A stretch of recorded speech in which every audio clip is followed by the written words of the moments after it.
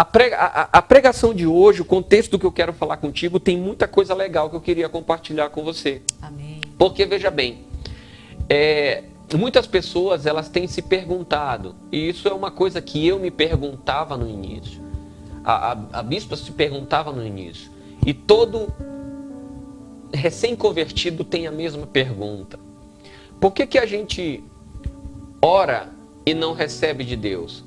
A Bíblia diz assim: pedis, pedis e não recebeis, porque pedis mal. Porque você pediu mal. Então você tem que saber que tem uma forma de pedir. Tem que saber pedir de forma correta. Porque se não pedir da forma correta, não vai receber. Verdade. Ponto. Isso daí é o óbvio, né? É o que está escrito na palavra de Deus. Então a gente se pergunta: bom, então se eu estou orando tanto e não estou sendo respondido, é porque eu estou pedindo mal. Uau. Não parece mais. Tudo que eu vou falar a respeito de hoje tem a ver com oração. Nós estamos passando por um período de pandemia e o que nós mais temos visto nas mídias sociais, nos YouTube da vida, Facebook, Instagram, Twitter, em canais de televisão, todo mundo falando sobre oração. Hoje, por exemplo, domingo, que é um dia que foi decretado aí um jejum nacional, um jejum no mundo, não só no Brasil.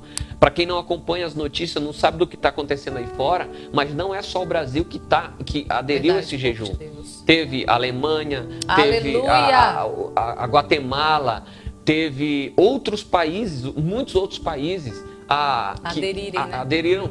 Os Estados Unidos. Glória a Deus, Senhor. Qual foi outro país da Alemanha que eu estava vendo? Eu acho que foi, eu não lembro qual foi. Enfim, mas muitos outros países estão aderindo esse dia de hoje como jejum e oração por conta disso. Mas mais do que orar, nós temos que saber princípios que nós precisamos ativar na nossa vida para que essa oração ela surta efeito. Amém, Jesus. A questão que eu quero que você entenda logo de cara, que a oração, ela mexe, ela tem o poder, uma oração bem feita, ela tem o poder de mover a mão de Deus ao favor daquilo que a gente está pedindo.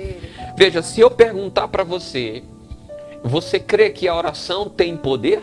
Aleluia, eu vou te perguntar de novo. Você crê que a oração tem poder? Eu creio. Acredito que todas as pessoas creem. Você que está me assistindo, eu tenho certeza que você também crê que a oração tem poder. Amém. Agora eu te pergunto uma coisa. Se você acredita que a oração ela tem poder, de verdade, todas as vezes que você passou por alguma situação difícil, a tua primeira opção foi orar? Ou foi procurar outra coisa? Eita, forte. Porque é certo que nós acreditamos. Se eu perguntar, eu vou colocar aí, 90% das pessoas vão dizer que acreditam que a oração ela tem poder. Aleluia. Que a oração é uma das armas mais poderosas que nós temos para lutar contra as adversidades da vida. Nós acreditamos, mas nem sempre nós colocamos a oração como a primeira, a principal arma para esse objetivo. Outro dia me perguntaram assim: Apóstolo Ricardo, você é um cara que você tem um ministério muito focado no milagres, nas curas, no milagre, no poder de Deus. Por que a gente não tem visto, por exemplo, aqui no Brasil, grandes milagres extraordinários, né? Como a gente vê lá na África, por exemplo. Forte. E aí a resposta que eu dei para ele foi justamente essa. Porque aqui no Brasil nós não temos somente a oração e o poder de Deus como recurso. Uau! Na África, nos outros lugares, o único recurso deles é esse. Então eles correm para isso. Só que aqui no Brasil não. Se você sente uma dor de cabeça, a tua primeira opção não é orar. A tua primeira opção é ir onde? Na farmácia comprar um Dorflex, um Anador, um paracetamol, uma dipirona. Verdade, apóstolo. É ou não é? Verdade. Eu estive ministrando no Rio de Janeiro, numa cidadezinha bem pequenininha, e era só mato. Atrás da igreja tinha mato, do lado era mato, do outro lado era mato e na frente era um pasto. Encontraram uma mulher desmaiada no meio da rua, apagada, e levaram essa mulher carregada lá para a igreja. Quando chegou lá, o meu obreiro que estava comigo lá para me ajudar, ele vai e pergunta: o que aconteceu com ela? Eles disseram: encontramos ela apagada, caída no meio da rua, não sabemos o que aconteceu. Então ele olhou e falou assim: então pega ela e leva agora para o hospital. Eu olhei para a cara dele e falei assim: cadê a tua fé? Falei: volta lá e vai buscar a tua fé. Eu não sei onde você perdeu ela. volta lá, vai buscar e traz a tua fé aqui, porque nós vamos precisar dela para orar. E naquele momento, não, olha só, era uma cidadezinha pequenininha, no meio do mato, não tinha nada. Então, a única opção, era um domingo, à noite, a única opção que tinha era ou a oração, o poder de Deus sobre a vida daquela mulher, ou então ela poderia morrer ali. Uau. Naquele momento nós oramos e ela pulou dali com o demônio, nós expulsamos o demônio, ela foi restaurada. Aleluias. E ela foi Glória a totalmente Deus. curada e liberta ali naquele Aleluia. dia. Então veja bem, a oração, ela faz a mão de Deus se mover ao nosso favor. Amém. Mas não é qualquer oração. Nós estamos vivendo um momento que hoje, por exemplo, hoje está todo mundo orando, praticamente jejuando por conta que a mão de Deus se mova para acabar, para exterminar com essa praga. Aleluia, Jesus. E eu acredito que isso vai acontecer. Eu creio. Eu acredito nisso. Mas não é qualquer oração. Tem a oração que precisamos fazer. Amém. Veja bem, a primeira coisa, eu vou te dar somente 2 princípios aqui que nós precisamos e quando nós aplicamos esses princípios, o que acontece? A primeira delas, gostaria que você abrisse a tua Bíblia em Hebreus capítulo 11, versículo 6. E eu vou ler aqui que é para a gente não perder muito tempo. Diz o seguinte: ora, sem fé é impossível agradar-lhe, porque é necessário que aquele que se aproxima de Deus creia que ele existe e que é galardoador dos que o buscam. Veja, sem fé é impossível agradar a Deus. E aqueles que se aproximam de Deus precisam crer que ele existe. Amém, Jesus. Então, não adianta somente a gente orar sem crer que Deus existe. Verdade. Então, Verdade. o primeiro princípio que nós precisamos ter é a fé. Aleluia. Isso não é nenhuma novidade. Todo mundo sabe disso. A fé é o primeiro ingrediente, é o ponto principal, ponto de partida, pelo qual, para que a gente possa exercer uma oração poderosa, Aleluia. uma oração verdadeira. Glória a Deus. A fé. Agora, existem 2 outras coisas. Existem mais, ou melhor, tem muitos mais, mas eu quero contar só 2. A primeira é a fé. E o segundo pilar que a oração ela tem que exercer. Eu quero ler 2 textos para dar essa introdução, porque eu ainda nem comecei a pregar. Uau! Que forte, apóstolo. Primeiro texto vai estar lá em Mateus, capítulo 15, versículo 7 em diante. Mateus 15. Mateus 15, versículo 7 em diante. Diz assim, é uma exortação, é um puxão de orelha de Jesus. Ele diz: hipócritas, Uau. bem profetizou Isaías a vosso respeito, dizendo: este povo se aproxima de mim com a sua boca e me honra com seus lábios, Uau. mas o seu coração está longe de mim. Olha só. Forte, poderoso. Segundo texto, é lá em Jeremias capítulo 29, versículo 12 em diante, diz assim. Jeremias 29, 12 em diante, diz assim: então me invocareis, e ireis e orareis a mim, e eu vos ouvirei, e buscar-me-eis e me achareis. Quando? Me buscastes. De todo o vosso coração. Aleluia.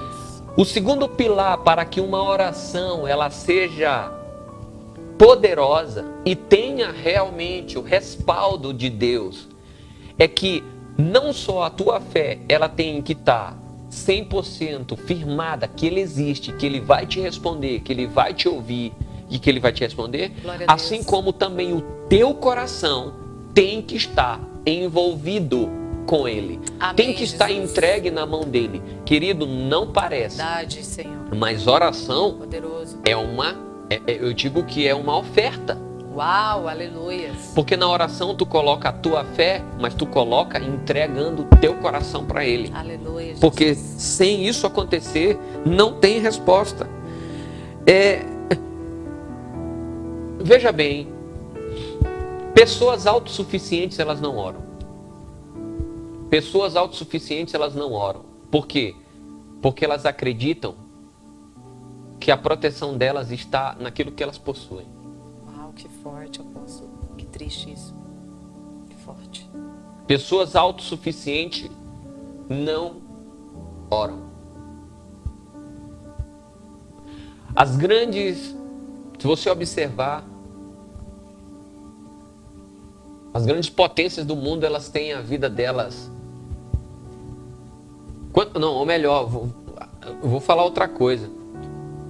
Quanto que a gente tem visto que grandes potências, que elas têm como a sua única segurança, o dinheiro, a economia tão forte que elas têm. Uau, verdade. A tecnologia que elas têm. Elas se acham imbatíveis. E quando as coisas começam a sair do eixo, é quando elas percebem que nada do que elas têm é o suficiente para livrar elas do mal. Somente Deus Aleluia. pode nos livrar. Aleluia. Oh, igreja. Aleluia. Deus poderoso. O incrédulo também não ora. Porque ele vai orar a quem se ele não acredita? Os ateus. E eu quero trazer aqui, agora eu começo a pregar porque eu quero trazer para você a história de uma pessoa na Bíblia. Uau. A Bíblia me fala da história de um cara, de um rei, que era o rei Ezequias. Que forte. Ele chegou ao poder com 25 anos, ele assumiu o trono. Bem novo, bem jovem. Assim eu vou dizer quase da minha idade, né?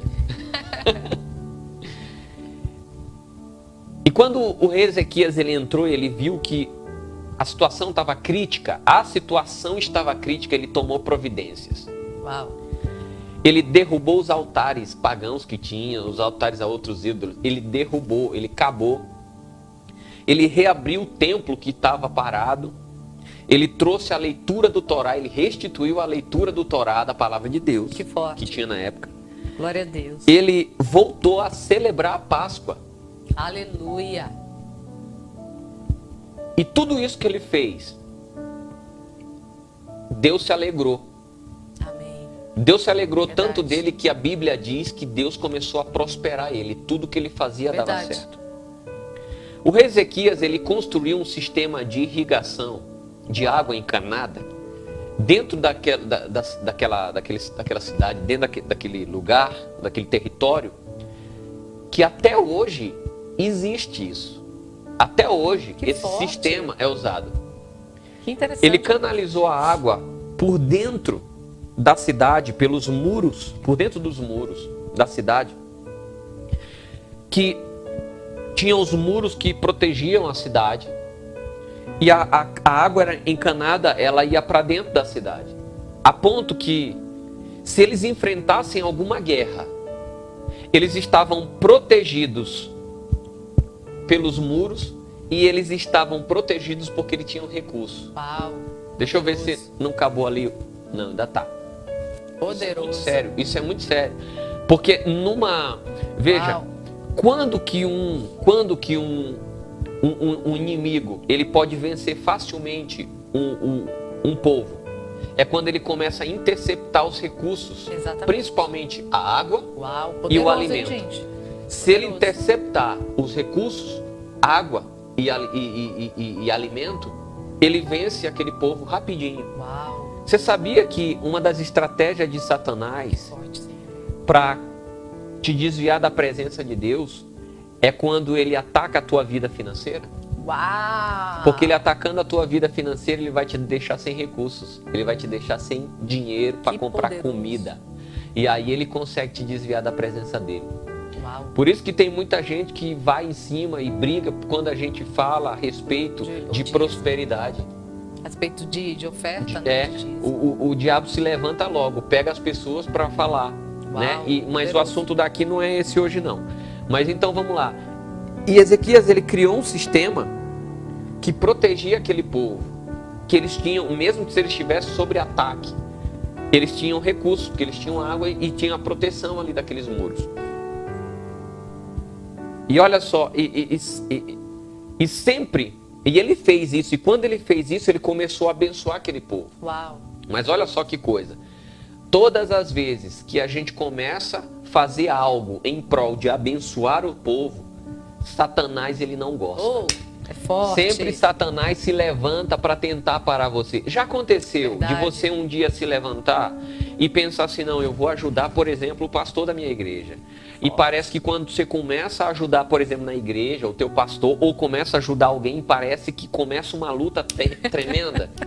E você pensa, meu Deus, eu estava tão bem agora, foi só eu começar a ajudar, o diabo começou a levantar. Aí começa a colocar uma vozinha, o próprio diabo fala na mente, diz assim, é melhor você não ajudar não, porque aquela pessoa lá, ela tá sobre influência do diabo, então vai o diabo vir tudo que pra tá você. nela vai vir tudo para você. É verdade, não é isso já não, vi muita querido. gente. É que todas as vezes que o diabo vê que você tá levantando para abençoar alguém, o diabo ele vai tentar se levantar para parar isso, porque ele sabe que através de você abençoar outro, Aleluia. Deus vai te abençoar muito. Aleluia. Porque Deus ele não quer te dar uma bênção, Deus quer te transformar em um abençoador. A palavra de Deus diz, seja tu uma bênção. Não diz, tenha tu uma bênção. Glória a Deus. Glória a Deus. Glória a Deus. Então vamos lá. Poderoso. Então, Ezequias, ele foi um rei um rei abençoador, que abençoou o povo, que prosperou, porque o coração dele estava na mão de Deus. Um certo dia, os assírios,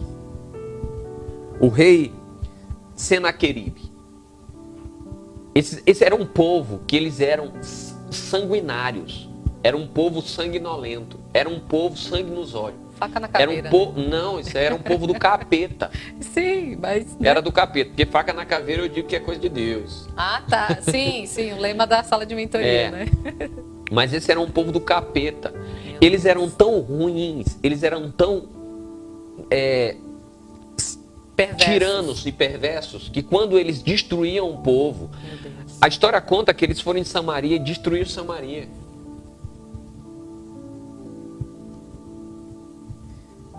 Eu não sei se foi Samaria, eu não lembro. Eu estou tentando lembrar se foi Samaria.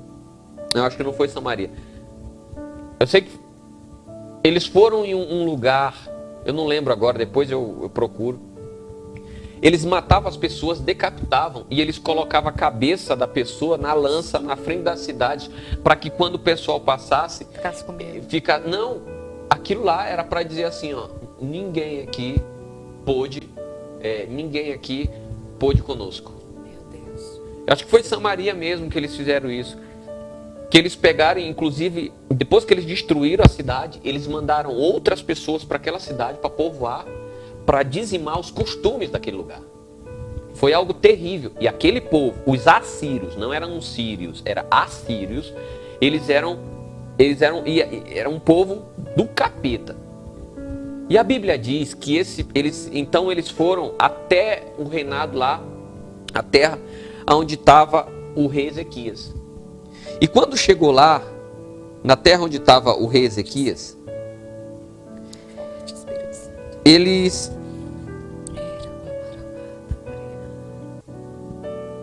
pegaram e eles mandaram um mensageiro, mandaram uma carta, um carteiro lá com a carta, uma mensagem dizendo assim, ou se entrega, ou a gente vai entrar e vai matar todo mundo.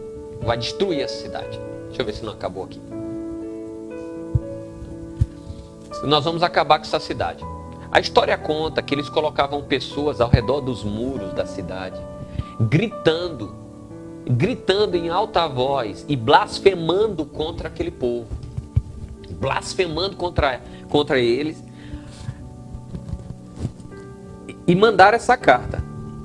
Aí olha só a posição do rei Ezequias. O rei Ezequias foi lá, pegou a carta, leu a carta. Depois que ele leu a carta, a história conta que Ezequias vai, se esconde lá no quartinho dele. E lá no quartinho ele pega aquela carta e mostra para Deus. Eita! E diz, aleluia. Deus, eu acabei de ler essa carta e você tem que ler ela também. Oh! Aleluia! Só que Deus já tinha lido ela. Porque Deus conhece tudo. Aleluia! Aí olha o que Deus fez.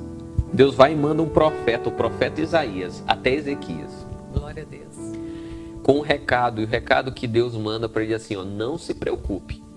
Porque da mesma forma que eles vieram para cá, a mesma forma que eles vieram, eles vão bater em retirada. Aleluia. Resista. Olha o que Deus, a mensagem que Deus manda.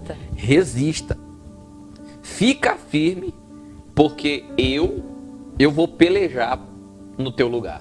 Oh, glória a Deus. Aleluia. A história conta que naquele dia 185 mil pessoas morreram. E não foi por guerra, nem por arma humana. Mas a Bíblia diz que o anjo do Senhor passou sobre aquele arraial dos assírios e todos foram exterminados. Todos morreram. Aleluia. O que eu quero dizer para você, o que eu vejo com esse texto, é que Deus ele é poderoso e suficiente para intervir em qualquer que seja a situação que você estiver. Aleluia. O Deus que eu conheço, ele tem poder para destruir, para desconstruir, para desfazer todas as ciladas do diabo na sua vida, para que a glória dele seja manifestada através de você. Aleluia, aleluia, Senhor.